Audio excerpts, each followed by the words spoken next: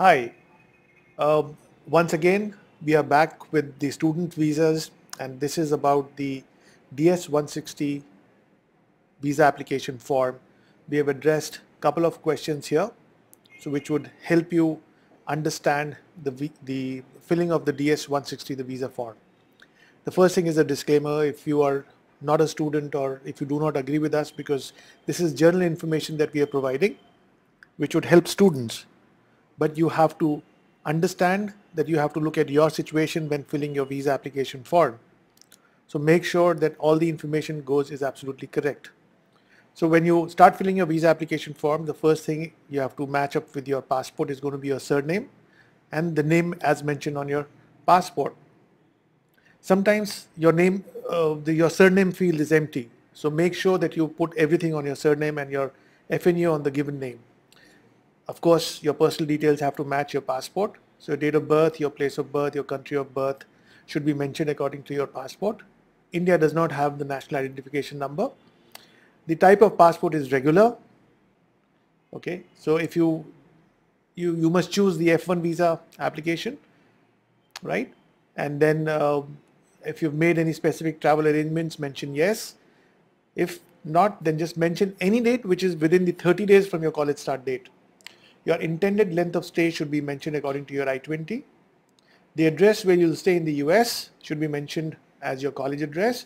Or if you have booked any place in the US, then you should mention that address. The person or entity paying for your trip, you've got to mention other, and then it'll give you an option to mention your father's name, and that's how you fill your application for your person who's paying for your trip. The contact person's name in the US should be mentioned according to your I-20, the person who signed your I-20. Organization name should be mentioned, the name of the college or the university. The relationship to you should be school official. US contact details and the address should be mentioned according to your I-20. The phone number and the college email address you can find on your admission offer that you've received from your college. Okay, so your primary occupation, if you're a student, mention student. If you're employed, then mention your employment category which is closest to the drop-down menu that you'll receive. If you're not employed, mention unemployed, and you'll have an explanation box where you have to explain what have you been doing. For example, if you've just completed your school, then you can mention that I've completed my school and that you're working on your admission abroad application. If you were employed and you have resigned, then mention that you were working for this company and after hearing from the admission committee, you've resigned and now you've started processing your application. Then the next question could be if you've attended any institution which is secondary level or above, mention your class 12 if you're going for your undergrad. If you're going for your bachelor's, mention, or if you're going for your master's, mention your 12th and your bachelor's. So that would work on that. The last but most of the important question is additional point of contact in India.